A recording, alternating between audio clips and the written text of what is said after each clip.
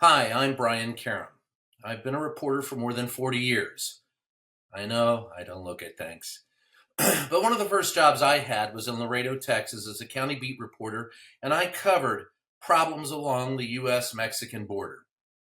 2 years later, when I was working at WKYT TV in Lexington, Kentucky, I put together a series about the border. This was 38 years ago. A five-part series with five sidebars, a total of about 30 minutes tape time. And in it, we went through all the problems of the border. And I bring this up because recently the Biden administration referred to the southern border as the broken border. Funny, the title of my series 38 years ago was Across the Broken Border.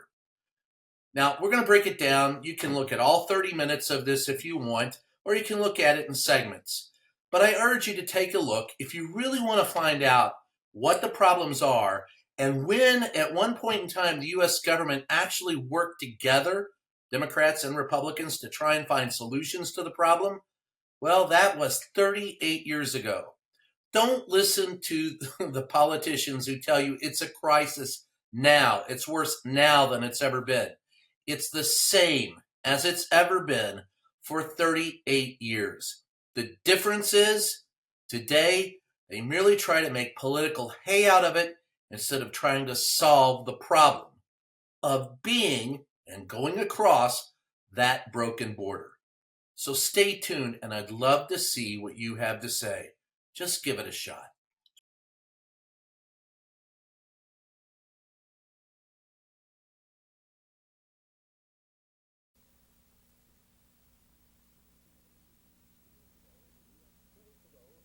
2 weeks ago, the U.S. Congress made history when it passed sweeping legislation concerning illegal aliens. Capitol reporter Brian Karem joins us now as he begins a special report and tells us that the problems are of immense proportions and have effects nationwide, including here in Lexington. Yes, Barbara John, the effects are being felt here rather dramatically. The Immigration and Naturalization Service says several thousand illegal aliens live and work in this area. Now, what drives them here, where they work and live, are all part of today's story that comes across the broken border.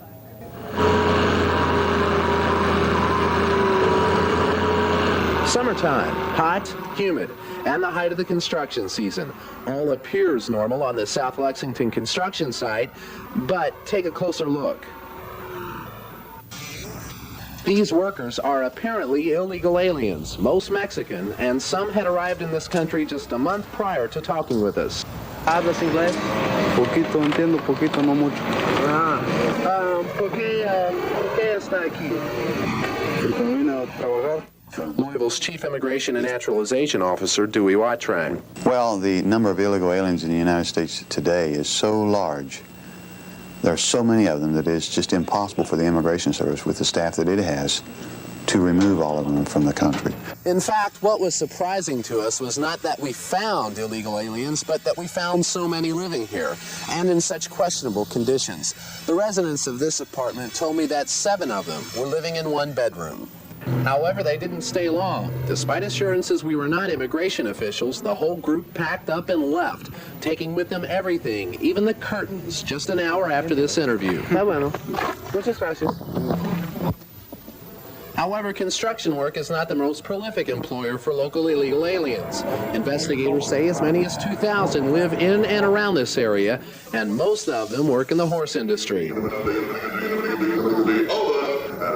The Keeneland summer sales brings in millions for the horse industry, and while the money is being made indoors, out in the stables, prize-winning yearlings are sometimes being handled by undocumented workers. You come over illegally or legally? I'm legal still, but I had my application and trying to make a citizen, you know. So did you come over here illegally? You came over illegally? Yes, sir. Yes, sir. I come here to try to get a better living for me and my family, my children, to try to make a better world. So you came up here illegally in 72? And in 1972, in 1974, I still work illegal, and I got married in 1979, you know. And you got kids now? No, I got kids now. Give me another soda cold. Illegal alien arrests are not unheard of. Last year, 19 undocumented workers were taken from this construction site. But generally, many still view the problem as something unique to the border. INS officials say they could make more arrests, but they just don't have the money. There's no question with the force that we have today, it is just totally impossible to apprehend all the illegal aliens that are in the United States. ¿Cómo están, amigos? ¿Qué está haciendo? ¿Qué está haciendo? Next time, we'll show you how illegal aliens get to Kentucky across the broken border. And John, Barbara, 2 points to make at this point, and the first is that even with this legislation, INS officials say that illegal immigration will continue and will probably get worse.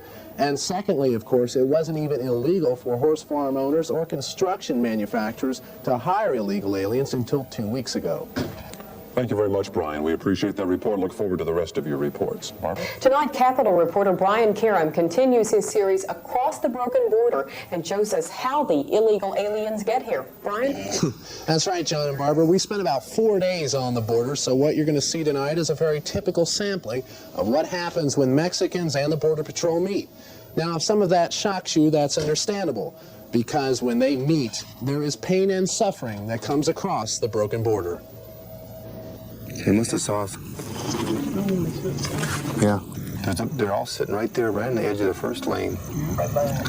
Right. They're right in the silhouette that you can see them real good against the concrete. Nightfall on the U.S.-Mexican frontier, and Border Patrolmen are engaged in a perpetual game of hide-and-seek. Their small numbers struggle daily against the growing mass of humanity that seeks prosperity in the U.S. They're coming over. They're coming, don't move. Several main entry points exist along the 2,000-mile border, and thousands of illegals use them each year. Mexico and the United States have a very long border, and it's open almost across that entire distance. It's almost impossible to patrol it. We could put the whole United States Army down there on that border, and we still couldn't completely plug it. Large arrests have become routine.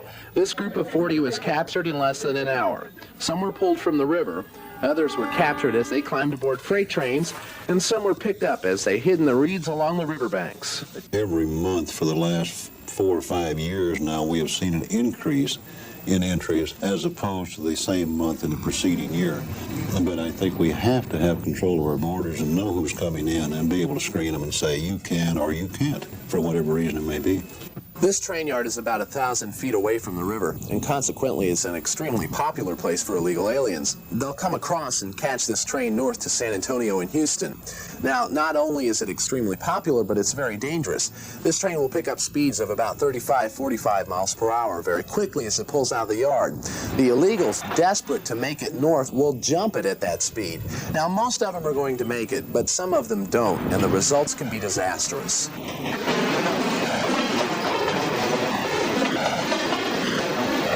About once a month, someone slips from the trains and is ground under the wheels of the speeding locomotives.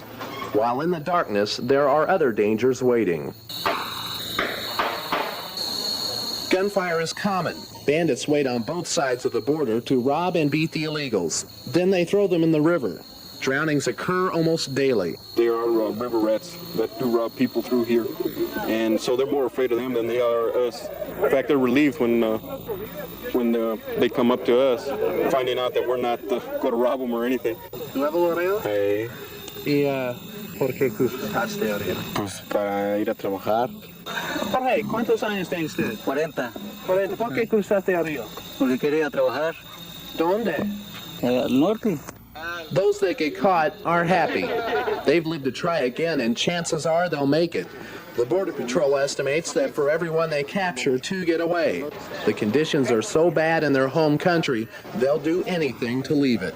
More on that tomorrow. John, Barbara, the drownings are so typical there that they don't even include them in the newspaper accounts or on TV. So it gives you an idea how violent the area is.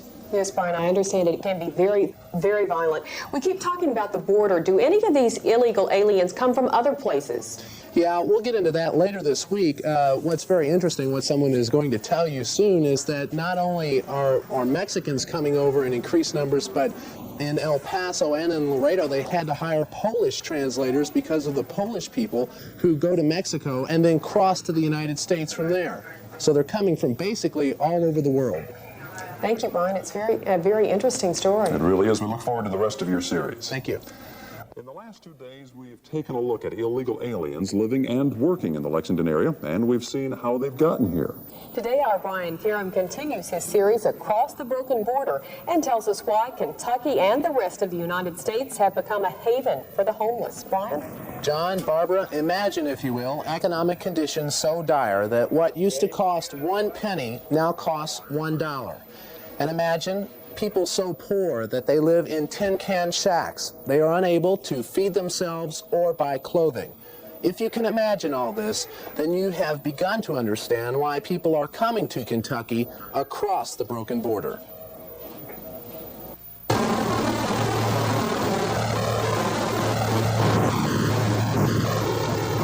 Mexico, our southern neighbor and a third world country where keeping up with the Joneses is hard to do when most don't know where their next meal is coming from. There's some American specialists on Mexico who feel that it's a hopeless basket case, that even with the maximum amount of improvement that one can anticipate, it's still going to be so bad that the problem of migrant labor will be a very serious one for us. Poverty is unchecked. Aging beggars line the streets. Small children sell trinkets in the shadows of young adults who peddle their wares in the marketplace. And I certainly think that for the benefit of the relations and the development of both countries, it is very important to understand that point, that we depend on each other very, very much. Most of these people are honest people. Most of the undocumented are not rapists and pillagers and plunderers. They're hardworking, decent people who just want a job. This international bridge is very busy with Mexicans going into the United States. They have permisos, and they come across legally to purchase goods, buy their wares, and then they go back home. But many Mexicans can't afford the high price of the permisos, and they're finding other illegal means to enter the United States.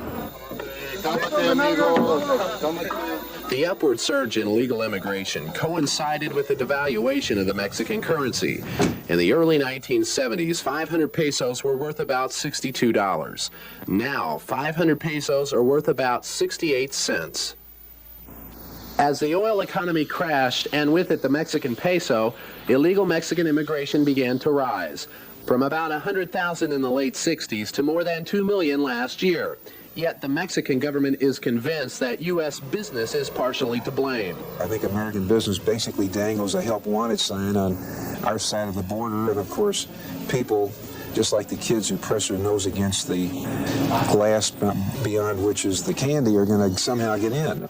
Still, Mexico is a developing nation which seems unable to help itself. It is filled with the hungry, the poor, and the violent. It hurts. It does hurt to see what's going on down there, and there's nothing you can do about it. Tomorrow, corruption and diplomatic problems with the U.S. have taken their toll, and a Kentucky congressman ponders solutions to this complicated problem of illegal aliens coming across the broken border. John, Barbara, to give you an idea of how bad it is on the border, Halloween's coming up, and usually during Halloween, Mexican mothers and fathers will take truckloads of children, bring them across the border, and instead of getting goodies for Halloween, they will beg door to door to find food to feed their families for weeks at a time. You know, Brian, it makes you wonder, is there really any hope for the situation? And if so, how does this affect us right here in Kentucky? Well, the legislation that was passed, and Kentucky Congressman Romano Mazzoli was a key part in that legislation, was meant to deal with the problem on this side of the border. As far as hope for the Mexican population, there really seems to be none at this point. Everyone is saying that indeed it will get worse. The effects here for Kentuckians will be that it will be a tremendous drain on taxpayers, and ultimately we're going to have to find some way, some think, to invest in Mexico to keep it from collapsing. All right, thank you, Brian. Another good report tonight. We look forward to the last 2 remaining segments. Thank you. Can Mexico and the United States do to solve the problems of millions of illegal aliens living and working in this country? In part 4 of our Across the Broken Border, Capitol reporter Brian Karem tells us why Mexico has been hampered and how one Kentucky congressman has made a difference. Brian? John, Barbara, corruption in Mexico has become so prevalent that it's second nature there, and that has made it difficult for us to deal with that country. As Kentucky Congressman Romano Mazzoli will tell you, that, coupled with problems on this side of the border, have made solutions hard to come by across the broken border.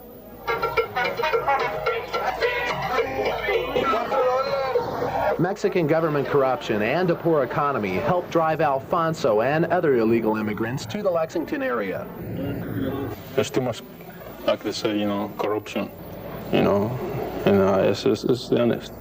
The cheat, the big people, just put money in his pockets instead of help each other. Major scandals in the government-owned oil industry and the Mexican Federale police force have hampered U.S.-Mexican relations. The mistreatment of an American drug agent has serious implications for U.S.-Mexican cooperation on the narcotics issue. Mexican officials claim they've gotten the problem under control. They've issued numerous PR statements that boast of government improvements. And they also say that the biggest problem in regards to U.S. relations is not the Mexican economic condition, but our prejudiced attitudes. Probably due to the attitude of several officers, even though some media, who have created a sort of sense of xenophobia, that's hate against foreigners. Unless we do something about illegal immigration, illegal entry, unlawful entry, then Americans will become so impatient, they'll become so stressed, they'll become so fearful of this phenomenon that they will then convert this whole situation to an antipathy against all immigrants.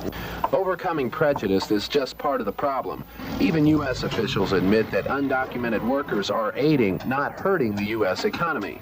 They are responding to a demand from the U.S. employers, and therefore they're cooperating for the economic development of the United States. Still, the employment situation is not that easy to understand.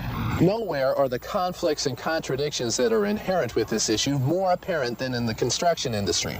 You are an apartment manager and need to build apartments quickly. You do so with cheap Mexican labor. Now, there's nothing wrong with it on the face of it. Fine example of American capitalism at work. But what about the other side of the coin? What have you done to the displaced American worker? And what does it mean for the economy as a whole? Illegal aliens are allowed to be in this area from the wages that they receive. Naturally, contractors that I represent are not able to compete.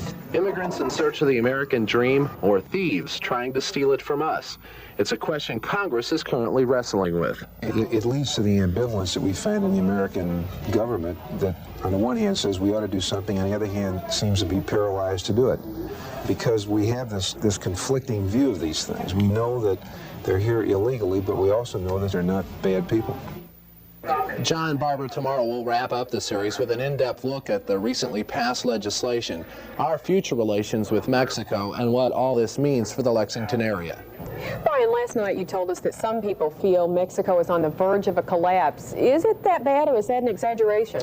Well, actually, it's not an exaggeration, depending upon, of course, who you talk with. The problem seems to be that it's twofold. If we want to support Mexico and try and bolster their economy, we have the problem of corruption. When we've given them money in the past, high officials have taken off with a lot of that money. And on the other hand, if you don't give them the money, then of course we have the possibility of collapse. And that, coupled with the war in Central America, has made a lot of people north of the border very itchy. It becomes very complicated. Thank you, Brian. By the time illegal aliens have reached Kentucky, many have acquired skills that enable them to find jobs quickly. In the final segment of Across the Broken Border, our Brian Karem tells us why jobs are easy to find and what recently passed legislation will do to job prospects in the future. Brian? John, Barbara, illegal aliens are usually sought after to do jobs most of us don't want to.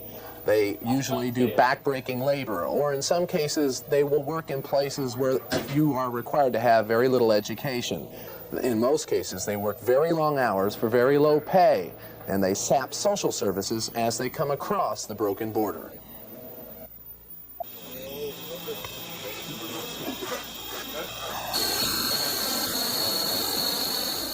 Undocumented Mexican workers live and work by the scores on horse farms and construction sites in the Lexington area. And while it may be illegal for them to be here, until recently it wasn't illegal for U.S. employers to hire them. Currently, we have this very illogical situation where it's wrong to take the job but not wrong to give it. And we would right that wrong. We'd make it wrong to give the job. I want to go back over there and trying to make a good man, you know. And that's the way to go because the people liking me, you know. So everybody trying to help me, trying to give me my citizen, and now I think I'm happy, you know. Just 2 weeks ago, the House passed a delicately balanced bill built on two cornerstones: penalties for employers who hire undocumented workers and amnesty to those like Juan who've established roots in Lexington. Of the two most popular ways of employing illegals in this state, construction work is definitely for migrants. Now, these are the people who have usually come over just a month or two ago. They'll be here for a few months, and then they'll move on. It's undocumented workers like these on this Lexington construction site that receive the best of both worlds. They don't pay taxes, but they reap the benefits of social services. Millions and millions of dollars a year are spent in a lot of these areas treating illegal aliens that have no means to pay for it. It's a tremendous drain, and it's obviously a strain on the social services, and it means that a lot of American tax dollars are going to people who haven't contributed in one sense of the word, and therefore it's a wasted expenditure. The future for illegal immigration legislation and our relationship with Mexico is unclear. It's hard to ignore the fact that these people are desperate and poor and searching for nothing more than what brought our ancestors here. This is a country of immigrants, and all the people who are living in this country, or most of them, came from abroad. It's a particularly ironic kind of question to grapple with at a time when we're celebrating the centennial of the Statue of Liberty, which is the great symbol of the United States open arms welcome policy for migrants from around the world. Despite the recently passed immigration bill, in the future there will probably be more illegal immigrants. They will continue to be hired by American labor despite sanctions, and that will continue to frustrate American labor leaders. There's no way. I've worked in construction all my life and contractors every day and so forth. They know who they got working for them. They know where they're from. They know if they're legal or not. Soon, some say Mexico will become an overwhelming burden for the United States. It means, in my opinion, that the one most serious foreign policy problem that the United States will face over the next 25 to 50 years will increasingly become Mexico and not the Soviet Union. It's a complex and emotional issue that seems to have no easy answers across the broken border. John, Barbara, it's really kind of hard in 5 days to make you understand how desperate the situation is down there, and most tourists don't really get a good view of what life in Mexico is like. They go to the resorts, the posh hotels that are usually kept clean for the tourists. But most experts do say that within the next 20 years, we're going to have to address more money and more aid to Mexico. Brian, you've talked with some of the government officials here in the United States. Do they seem like they're interested in helping with the internal affairs there, the problems that they're having in Mexico? Well, slowly but surely, I think some of them are becoming aware of the problem. Since the Mexican collapse in the mid-'70s, when the oil economy really crashed, they've become aware of it only because so many illegal aliens have come from Mexico to this country.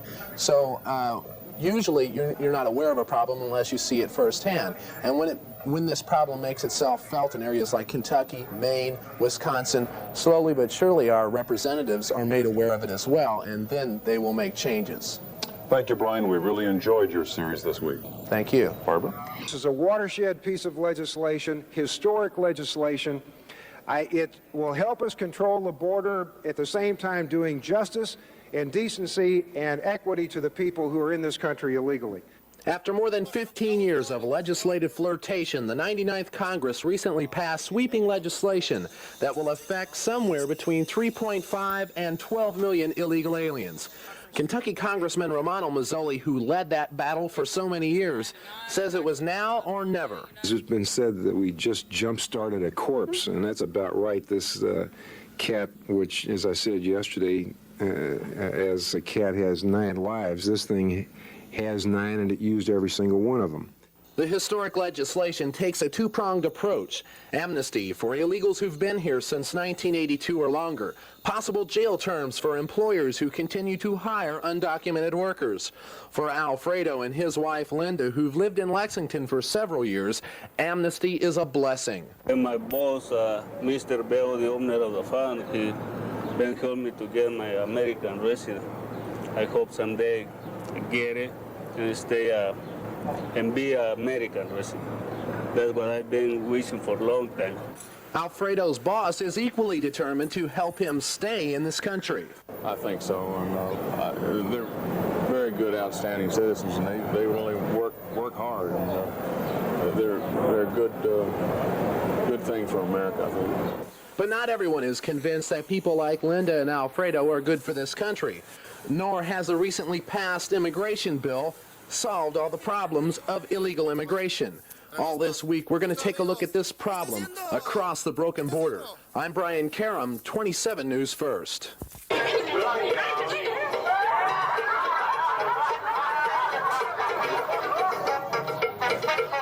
Nuevo Laredo, Mexico, on a typically hot summer afternoon. Life goes on here in the streets, and it's a strange study in contrasts. There are the beggars and the shopkeepers who live side by side. There are carriage rides for the visitors, but no one seems to want to ride them.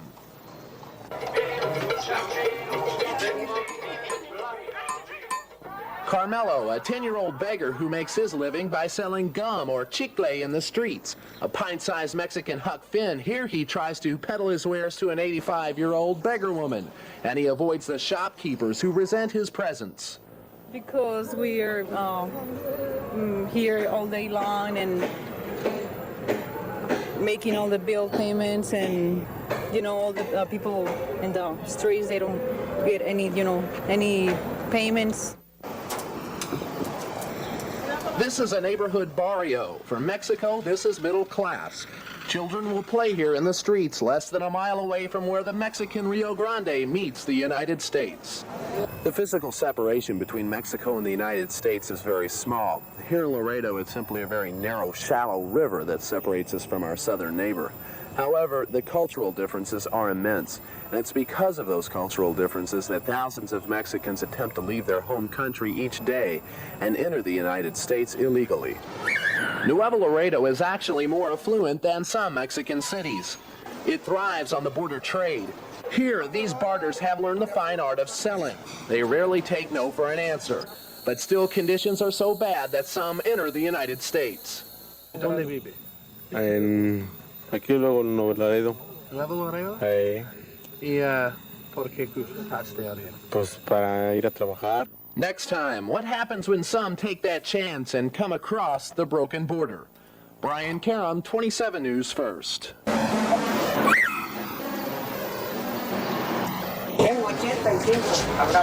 Poverty and famine exists in many countries. War and pestilence do as well.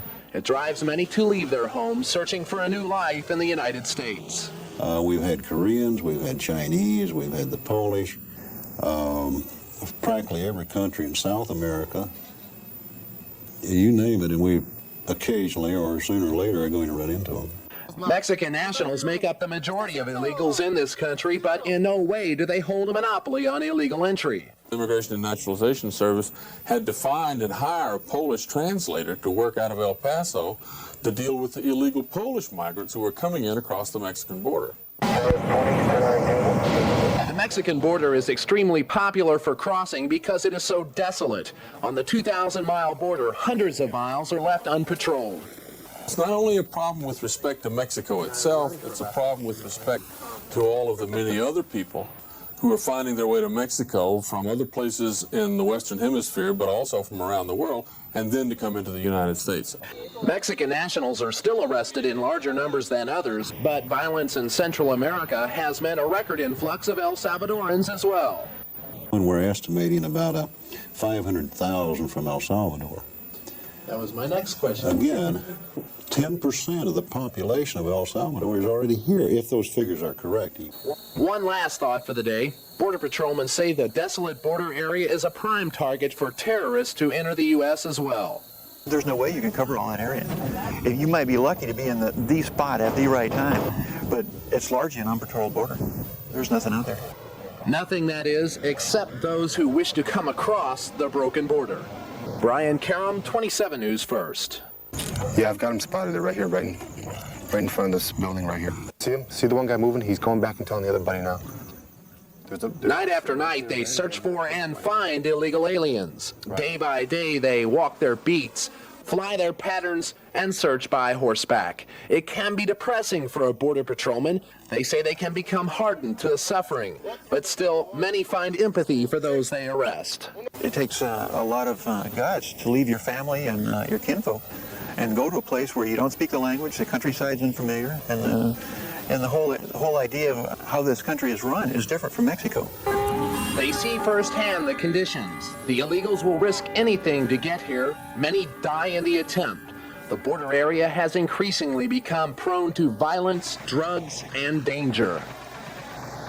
Well, you can't help but feel sorry for these people, but like you said, we got a job to do, and we're doing it.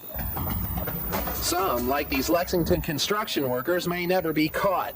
They get jobs and hope they can just blend in with the rest of society. Oh, I think it's obvious it's getting worse all the time instead of better, and I think the answer to that is not just one simple answer. There's several different things that have to be done, and I think number one is to enact a new immigration bill. Next time, Kentucky Congressman Romano Mazzoli and his battle to find legislative solutions to the problems that come across the broken border. Brian Karem, 27 News First.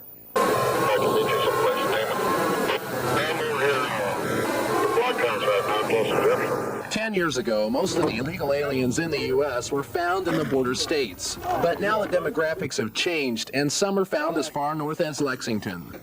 Now they're going to the big cities, they're going into industry and construction and a service occupation for 2 or 3 reasons. They make more money, and it's a lot easier to hide if you get into a large city. And they're staying longer, and a lot of them are bringing their families with them now. They have no intention of going back. This migration did not catch Kentucky Congressman Romano Mazzoli by surprise. So when some ask why he, a man from the bluegrass, sponsored this legislation, he's got a quick answer. Unless we close the back door, which is the door through which people enter illegally, we will not be able to keep the front door open.